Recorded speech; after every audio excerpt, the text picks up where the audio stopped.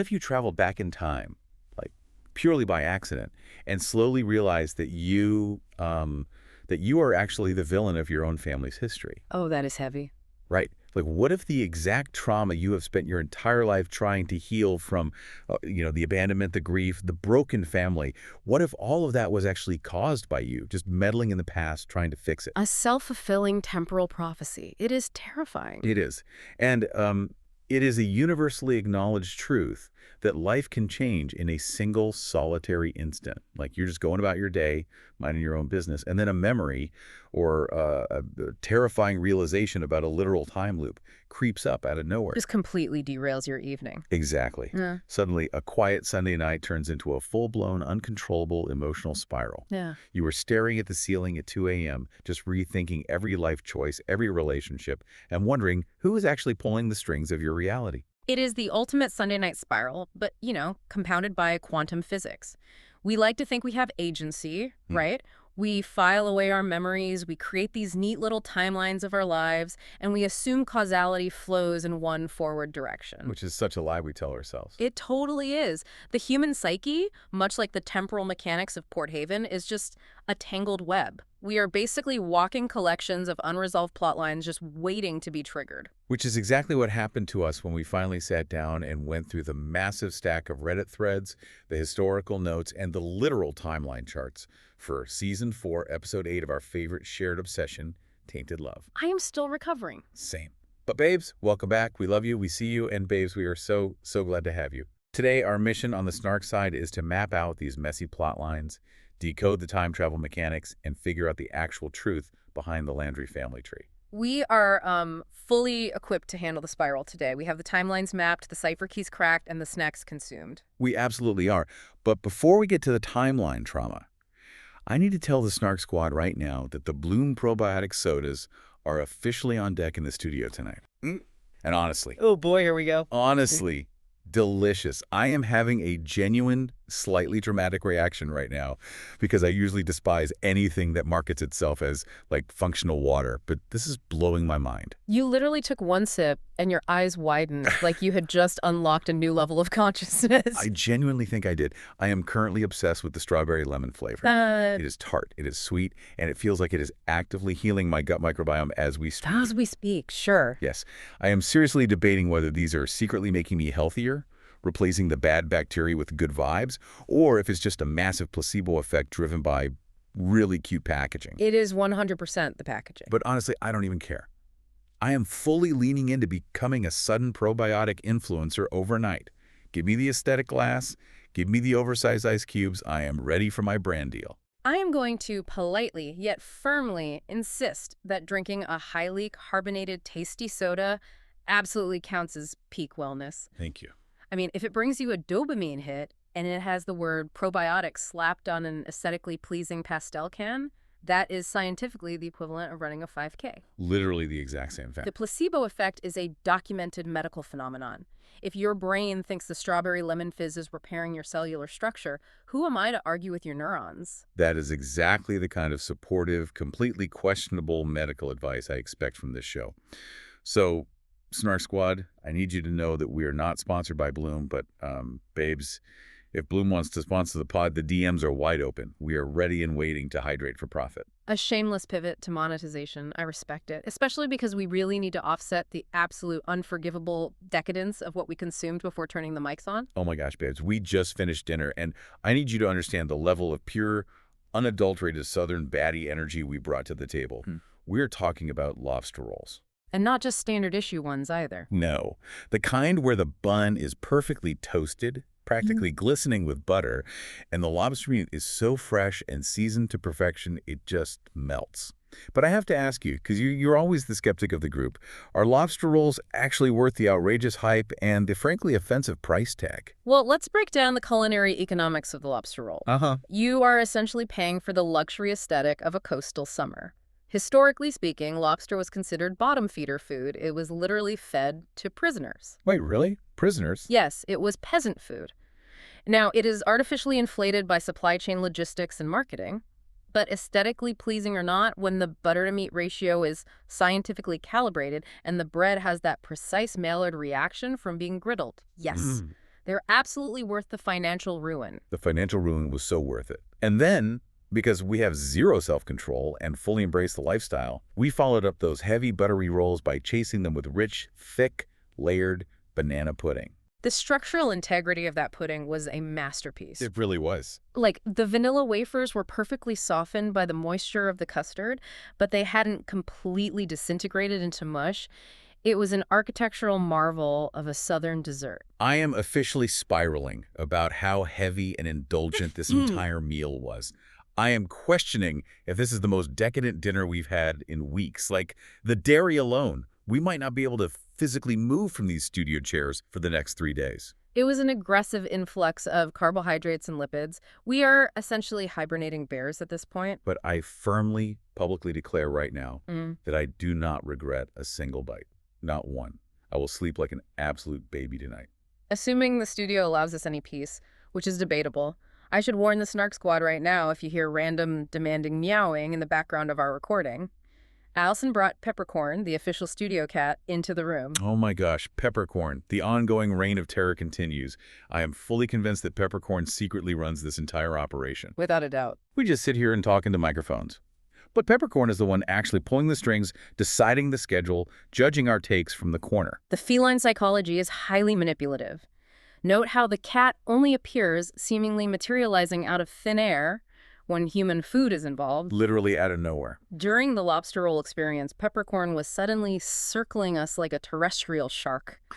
It is a universal truth that cats always act like they hold the deed to the building and literally pay the rent. They really do. They walk in, demand immediate tribute, and look at you with total, unblinking disdain if you do not drop a piece of premium seafood immediately. Peak cat behavior.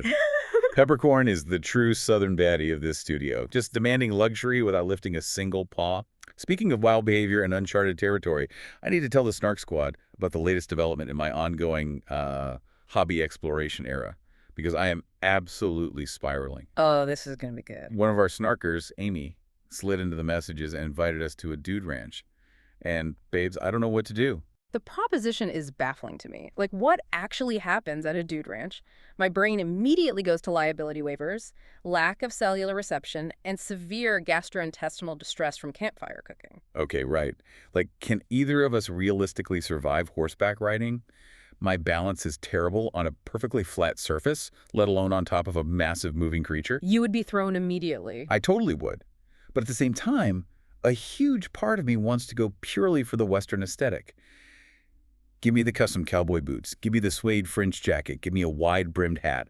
I want to look like I am starring in a high-fashion editorial spread for Vogue set in Montana. And this is the fundamental divide between us. You are envisioning a curated fashion mood board.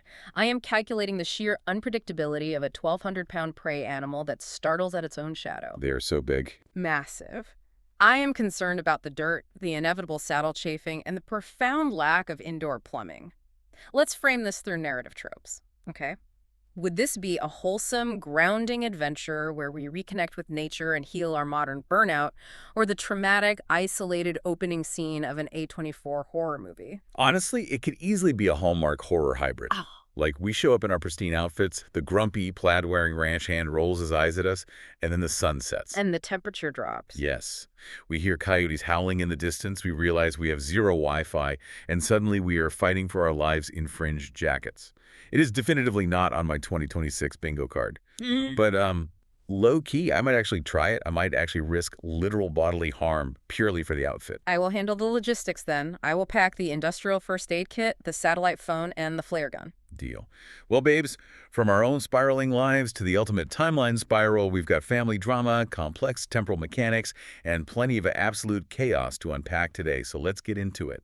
Let us wade straight into the murky waters of time travel, toxic family dynamics, and bafflingly poor decision-making. We are, of course, talking about Season 4, Episode 8, Tainted Love. And wow, the title alone should have been a massive warning label for our blood pressure. Let's start right where we left off, which is the absolute mess of Elliot letting go of Kat's hand so he could stay in 1925. The physics of that scene are crucial to understand. He didn't just slip. The pond exerts a massive gravitational pull when a timeline trip is initiated. Elliot made a conscious physical choice. He really did. He actively unclasped his fingers from Kat's as she was being dragged into the water. I had such an intense, visceral reaction to this. I was literally screaming at my screen. It is so profoundly heartbreaking because when you strip away the adult exterior, the supposed logic, Elliot is really just a desperate, broken little boy inside. Unhealed trauma. Exactly. He is willing to strand himself in an incredibly dangerous, volatile era like the height of the roaring 20s mob violence just to get his mom, Tessa, to look at him, to choose him over everything else.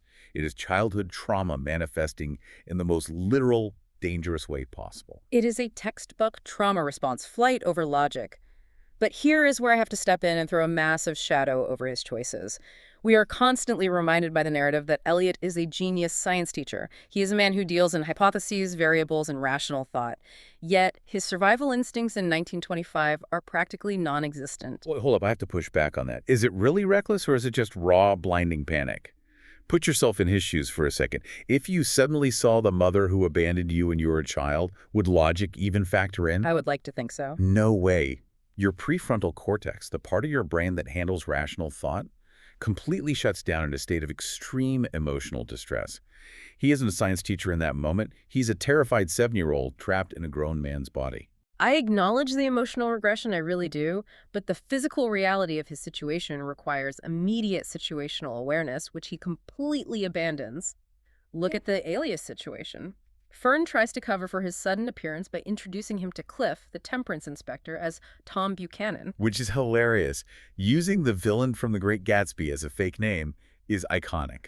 It is iconic, yes, but historically speaking, it is a massive glowing red flag. The Great Gatsby was published in April of 1925. If Fern is casually throwing around the name Tom Buchanan in Port Haven in what we know is late 1925, it implies she is incredibly well-read and using a contemporary literary reference as an inside joke. Right. But more importantly, if Cliff or anyone else had read that newly published, highly popular book, Elliot's cover is instantly blown. Okay, that is a fair point about the timeline of the book. I didn't think about that. But what is worse is Elliot's subsequent reaction. He gets this precarious cover story from Fern, and what does he do? He bypasses any sense of subtlety, walks directly up to the heavily armed, highly volatile Augie boys who are active bootleggers, and casually outs himself as Tessa's son. Oh my gosh, I was burying my face in a pillow. You do not walk up to a 1920s organized crime syndicate and just drop your family tree like you're networking at a corporate mixer. The actual danger of 1920s bootlegging cannot be overstated. These syndicates were ruthless. Al Capone's outfit was known for executing liabilities in the street. Elliot volunteers his identity to a mob operation purely because he thinks it will force his mother into proximity with him. He is letting his emotional baggage completely override fundamental self-preservation. And it all stems from Tessa, the mother of all betrayals. We finally get to unpack Tessa's backstory in this episode, and the tea was scorching hot, but it also left me with more questions than answers. She spills a very selective amount of tea. We get a highly curated version of the timeline. She tells Elliot that she and Griffin originally jumped to 1882 to start a life together. Okay, pause right there. They jumped into a magical pond for love to start a life off the grid in the Victorian era. Highly romanticized, highly unsanitary. So unsanitary. But then Tessa gets deathly sick. Griffin, being the supposed hero, jumps back into the pond to travel to the present to get modern medicine, and he never comes back, leaving Tessa to stumble to the Landry farm for help, sick, abandoned, and entirely alone. Which perfectly illustrates the mechanical rules of the pond.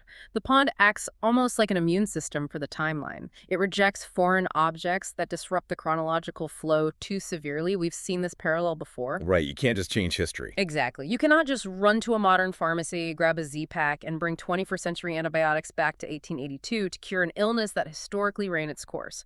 The pond likely blocked Griffin from returning to her to preserve the integrity of that era. But the mechanical rejection is secondary to the massive narrative twist that follows. The ultimate twist. Elliot, trying to connect the dots of his own trauma, brings up the letter and the engagement ring they were sent to his dad, Vic. The very letter that explicitly stated Tessa was moving on and never returning, which convinced them she was gone forever. A devastating piece of mail. And Tessa looks at him with this completely blank, bewildered expression and says she has no idea what he's talking about. She did not send the letter. She did not send the ring. And she doesn't know anything about the clock hidden in the wall with the T.S. Eliot poem either. I analyzed her micro-expressions in that scene multiple times. The confusion was authentic. She genuinely did not write that letter. I am still reeling over this. If she didn't write the letter, who did? Who had her engagement ring? Who had the sheer audacity and cruelty to fake a goodbye letter, knowing it would completely traumatize a father and a young son for decades? If we look at the theories circulating in the Reddit threads we pulled for today's show, we have to look at motive and opportunity. Suspect number 1 is Griffin. Oh, interesting. If Griffin realized the pond was blocking him from returning to 1882 to save Tessa, he might have rationally assumed she died of her illness. Did he write the letter to Vic to provide a definitive closure, using her ring, which he might have taken with him as a token before he jumped? Oh, that is so dark. It's like he was trying to be kind, but ended up ruining their lives. But what about the KC theory?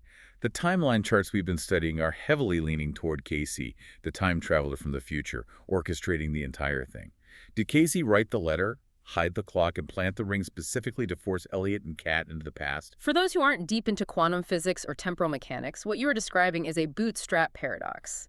It is a time loop with no true beginning. Imagine you travel back in time to teach Shakespeare how to write Hamlet, but you give him a modern copy of Hamlet to copy from.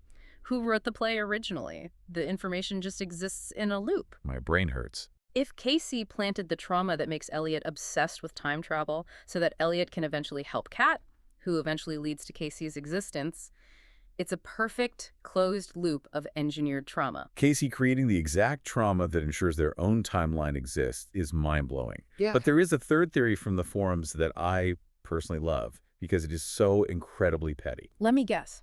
Evelyn. Yes. Did Evelyn Goodwin write it? We know Evelyn ends up incredibly bitter, wealthy, and lonely in the present day.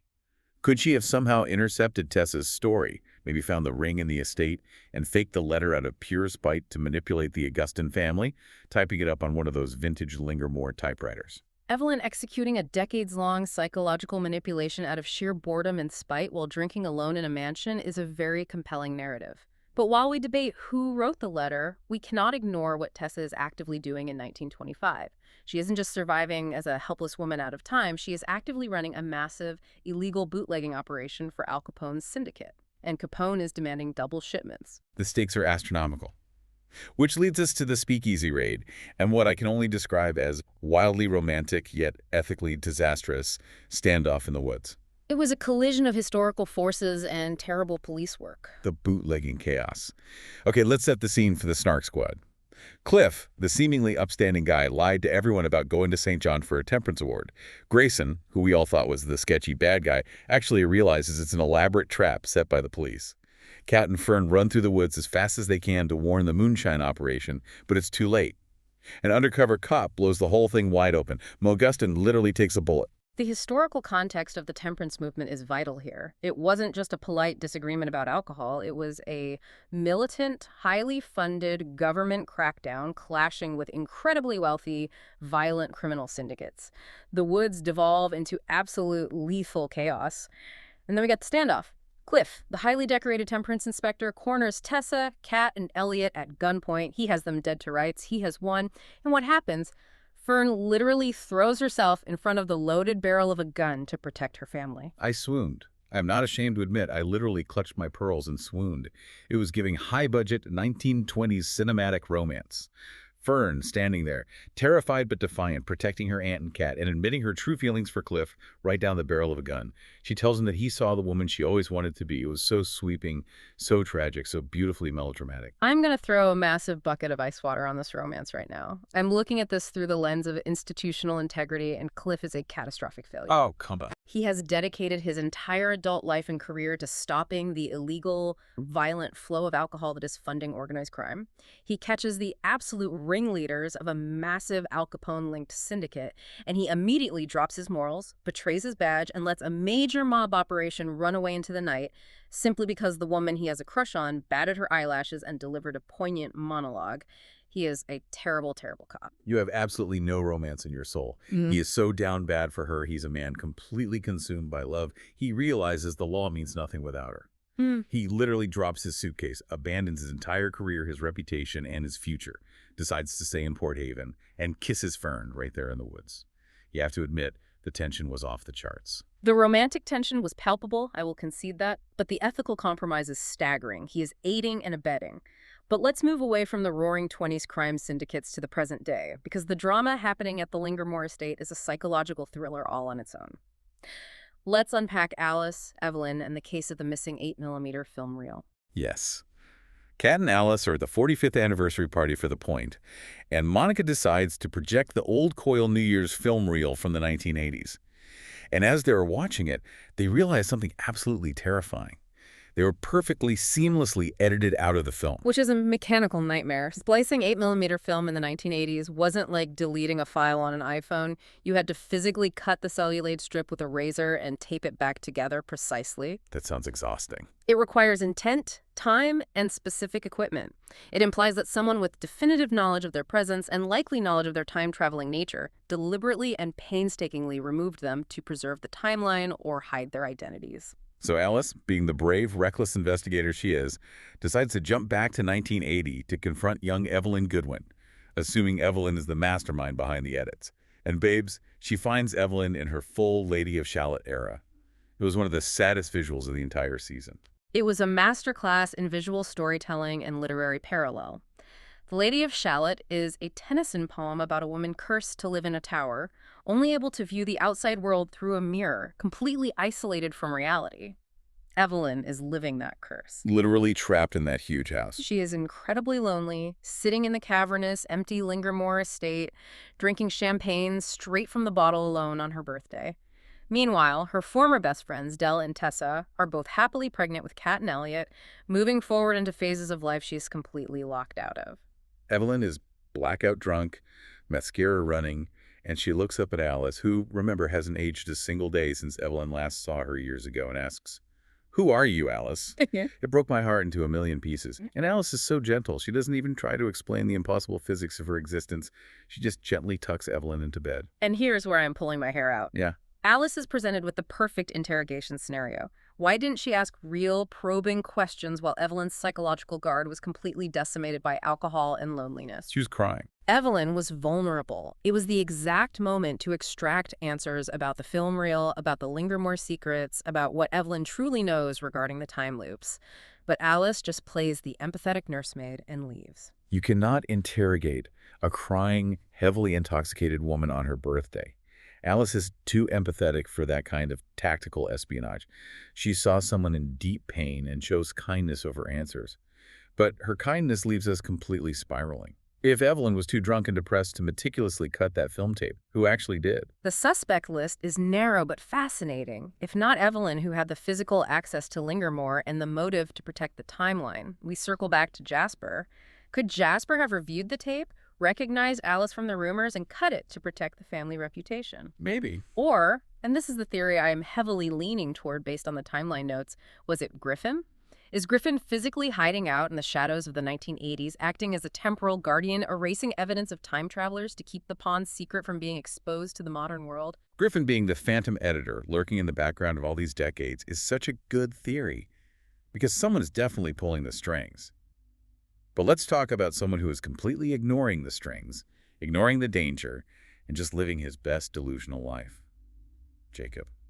Let's discuss the barn romance between Jacob and Abby. Ah, yes, the clandestine rendezvous in the hayloft. Jacob and Abby are sneaking around the barn, whispering, kissing, hiding from the world. And Jacob, bless his sweet, naive heart, drops the "I love you" bomb after what feels like, mathematically, half of a single date. I have to severely mock Jacob here. The Reddit forums accurately compared his romantic pacing to Ted Mosby from How I Met Your Mother. He is moving at a terrifying terminal velocity, and his justification. When Abby mentions she's moving away to Toronto, Jacob earnestly looks at her and says, "We can make long-distance work. There are telephones now." I laughed out loud so hard. There are telephones now. We have to remind the listeners, because it's easy to forget. Jacob looks like a handsome 20-something guy in a flannel shirt. But he is technically a 200-year-old man from the 1700s trying to act normal in 2026. To him, a telephone isn't an annoyance. It is a mind-bending modern marvel of communication. His perception of geographic distance, courtship rituals, and communication is entirely skewed by his colonial upbringing. In the 1700s, if you survived the winter and had all your teeth, you proposed immediately. You really did. But the real structural issue here isn't the telephones, it's the bloodline. Abby reveals she's moving back to Toronto and needs to tell her dad about Jacob. Her dad, who is a Goodwin. I immediately panicked. The toxic blood feud? The Goodwins and the Landrys have hated each other for centuries. This is full-blown, catastrophic Romeo and Juliet territory. Yeah. How are the elite, wealthy Goodwins going to react to their daughter dating the prodigal Landry son, who mysteriously appeared out of nowhere with no social security number, no digital footprint, and a weird fascination with landline phones? It is a demographic and social powder keg. And if we look at the timeline theories we discussed earlier, it brings up the massive show-altering fandom theory about Casey. If Jacob a Landry and Abby a Goodwin manage to stay together, is Casey their future child or grandchild? A literal genetic union of the two feuding families, traveling back in time to fix the family feud from the inside and heal the generational trauma that destroyed both bloodlines. That would be so incredibly beautiful. Casey being the ultimate peacemaker, the literal bridge between the families. But speaking of people who know way too much and drop bombs casually, we have to talk about Sam's secret and Dell's absolute heartbreak. It was a very subtle scene on the porch, but the implications are explosive. Sam casually, like he's commenting on the humidity or the price of groceries, looks at Dell and tells her that he knows about the magical time-traveling pond. And not only does he know, he suggests she use it.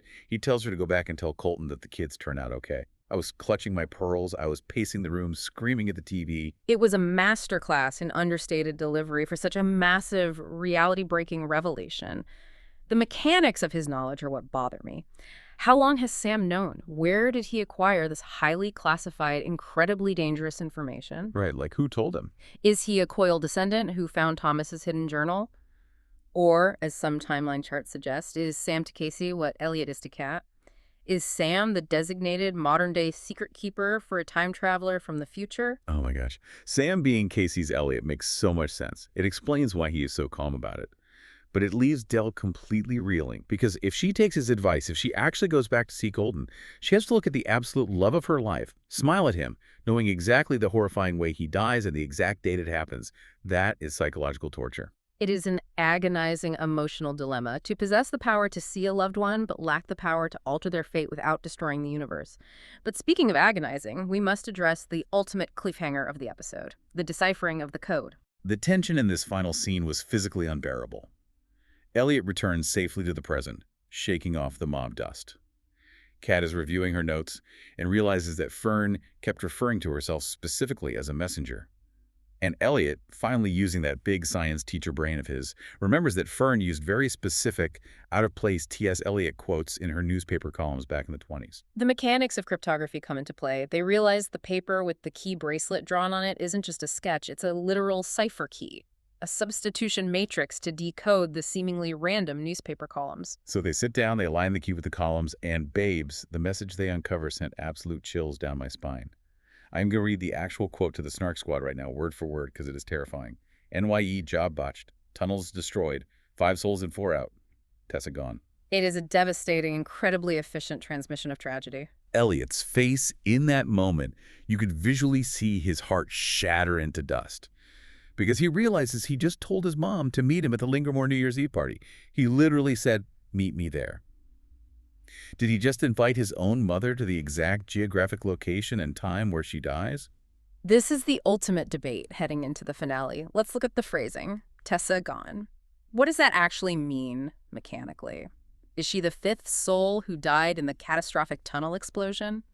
We know Elliot's modern-day glasses are found perfectly preserved in those underground tunnels. Does he lose them because he runs headfirst into the collapsing catacombs trying to save her from the blast? That makes me sick to my stomach. Or does Tessa, the ultimate survivor, use the chaos of the massive explosion to fake her own death and finally escape Al Capone's terrifying grasp once and for all? I am praying to the television gods that she faked her death.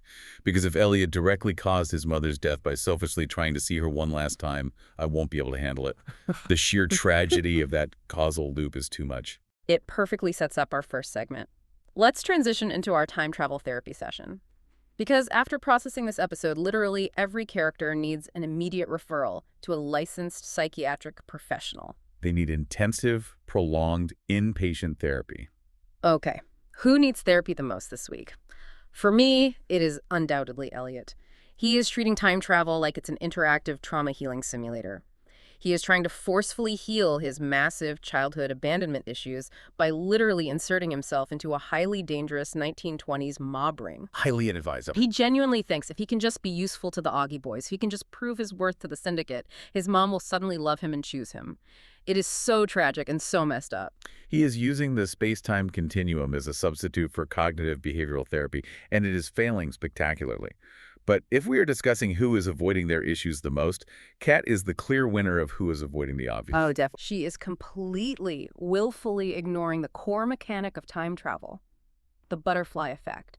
She ignores that her very presence in the past, every footstep she takes, might be causing the exact cascading tragedies she is desperately trying to prevent. She treats the pond like a reset button, but it's a spider web. Every thread she pulls causes destructive vibrations everywhere else. I totally agree. She thinks she's the savior, but she might be the destroyer. Yeah. But let's talk about breakthroughs. The best emotional moment of the therapy session. For me, it was Elliot, sitting at that dusty 1920s piano, playing the melody to Cyndi Lauper's Time After Time, and Tessa silently watching him from the doorway, realizing what he's playing. And then later, she admits she used to sing it to him as a baby. Babes, I admit it, I was fully tearing up. It was so raw and beautiful. It was a very poignant scene, but the irony is almost suffocating. He is playing an 80s pop song about being hopelessly lost in time, while literally lost in time, to a mother who actively abandoned him in time. It is heavily layered. However, that profound emotional connection is exactly what leads directly to the most frustrating decision of the episode. Oh, absolutely. Elliot blindly, foolishly giving Tessa the exact time and precise location of the Lingermore party.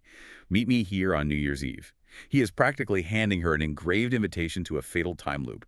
He is setting up the exact disaster he is going to spend the next 30 years of his life crying about. Which brings us perfectly into our next segment, Hallmark or horror movie. Because this show constantly walks a razor-thin tightrope between cozy, small-town comfort and absolute psychological terror. Let's debate the key moments. First up, Jacob and Abby kissing in the barn, Hallmark or horror? 100% Hallmark. I will defend this to the end. It is heartwarming. It is the pure, innocent, forbidden romance trope executed perfectly. The naive farm boy and the sophisticated city girl from rival families finding a moment of pure love in a sunlit hayloft. You can practically hear the acoustic guitar soundtrack swelling in the background. It is pure comfort.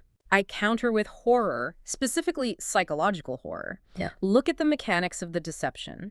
He is a man fundamentally displaced from the 18th century, actively lying about his core identity to a woman whose family historically destroyed his. When she inevitably discovers that she's been intimately involved with what is essentially a colonial ghost, the psychological fracture and betrayal she will experience will be horrifying. You ruin everything. Next scenario. Sam suddenly revealing he knows about the magical time-traveling pond on the porch. Okay, this absolutely borders on horror for me. It gave me a legitimate jump scare. It is highly suspicious. Where did he get this classified information? He just casually drops it on the porch while holding a mug? Can we actually trust him, or is he a sleeper agent for the coils? It is terrifying to realize you are being watched. I will defend it as a Hallmark moment. Look at his intent. He offers the impossible information gently, specifically encouraging Della to seek emotional closure with her deceased husband. It falls squarely into the supportive, slightly magical neighbor trope designed to bring peace to the grieving widow. It is fundamentally wholesome, even if the mechanics of his knowledge are strange. Now, what about Fern stepping in front of a loaded gun for her family, and Clafe abandoning his career for a kiss? Pure Hallmark melodrama. The most sweeping, epic romance. She risks her life for love, staring down a bullet, and he realizes that his rigid black and white career means absolutely nothing without the vibrant woman he loves. It's the ultimate choosing love over duty narrative. I swooned, I cheered, it was perfect. I maintain it is horror, specifically a gritty, true crime documentary. A supposedly incorruptible law enforcement official actively aids and abets a major organized crime syndicate, allowing incredibly dangerous, violent bootleggers to escape federal justice simply because he is compromised by a romantic entanglement. It is a terrifying tale of institutional failure and corruption. You are single-handedly ruining the romance of the 1920s for me. Okay, last one. Tessa abandoning her child, joining the violent mob and showing absolutely zero interest in returning to her peaceful present-day life. Completely unhinged, pure horror, a mother utterly devoid of maternal instinct, running a violent criminal enterprise and actively choosing the chaotic bloodshed of Al Capone over raising her own flesh and blood. It is a psychological thriller about a sociopath finding her true calling. I have to defend her. I really do. It's feral, yes, but it's pure, unfiltered survival mode. Let's look at her reality. She was dropped into the 1800s, almost died of a horrific disease, got dragged into the violent 1920s, and had to build a life entirely from scratch in a world where women had almost zero economic power or rights. She did what she had to do to survive, and now she's a boss running the show. It's giving dark feminine empowerment. We will have to fundamentally agree to disagree on whether running illegal liquor for a murderous crime syndicate constitutes empowerment. Which brings us to our survival strategies. If we lived there, how would we survive Port Haven's chaotic timelines? Oh, this is easy. If I landed in 1925, I would immediately find the nearest upscale boutique. I would be buying the cutest, heavily beaded 1920s flapper dresses, perfecting the dramatic dark lip makeup, and completely, willfully ignoring the mob violence happening in the woods. My only goal would be getting VIP access to the speakeasy, drinking gin out of a teacup, and dancing the Charleston until dawn. Your survival strategy relies entirely on aesthetic denial and hoping the mob doesn't notice you. My strategy. What I would do is stay strictly in the present day. I would drive to the hardware store, buy a heavy-duty titanium padlock, secure the gate to the pond, throw away the key into the ocean, and spend my days safely indoors cracking cipher codes from old vintage newspapers. Zero physical risk, maximum intellectual stimulation, and zero chance of getting shot by a bootlegger. You are so practical and boring, but you would definitely outlive me by at least 50 years. Okay, out of everyone in town, which character would you actually trust in this mess? Nick, without hesitation or a second thought, he experienced the sheer reality-breaking terror of time travel, got thrown into a grimy 1920s jail cell, managed to return to the present day, and immediately said, "I'm going home to close on my house." He processed the timeline trauma and actively chose sensible real estate investments over temporal meddling. He is a sensible king and the only sane person in Port Haven. Nick is absolutely the only adult in the room. And which character would you avoid at all costs? For me, it's the Augie boys and Al Capone's henchmen. I do not want to be anywhere near that underground tunnel when the shipment goes wrong. Keep me away from the exploding barrels. Agreed.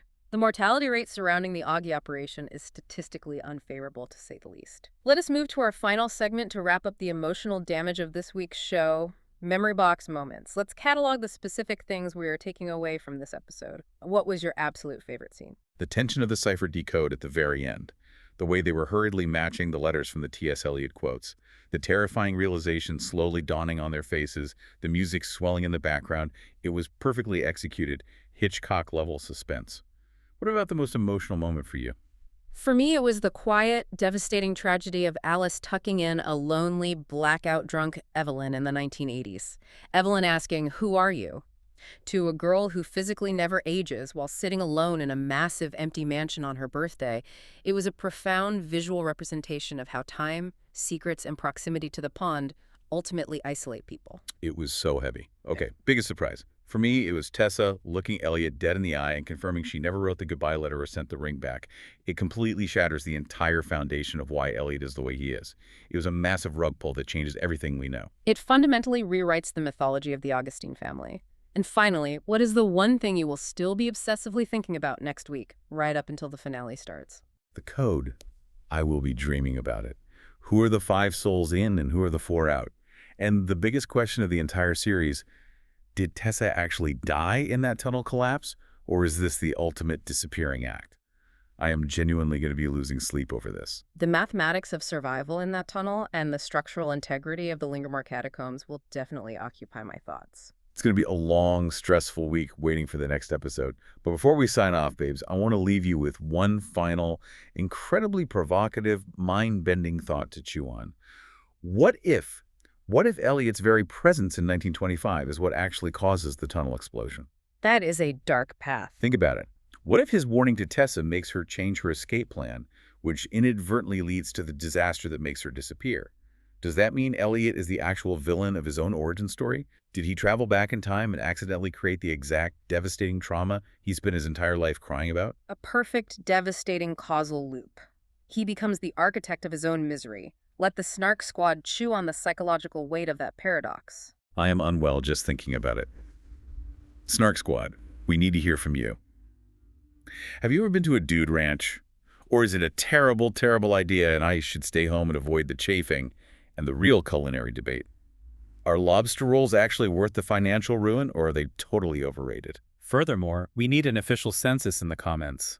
Are you Team Cat, currently living under the tyrannical rule of a feline like Peppercorn, or are you Team Dog? And most importantly, what did you think of this week's incredibly messy episode? Who do you think wrote the letter? Was it Griffin? Casey Evelyn? We need your theories in the comments right now so we can spiral together. Thank you all so much for listening and spiraling with us on the pod today. Please remember to like, comment, subscribe, and share this show with your messiest friend, the one who loves complex family drama and temporal paradoxes as much as we do. We love you guys. Stay cozy, stay curious, and we'll see you on the Snark side.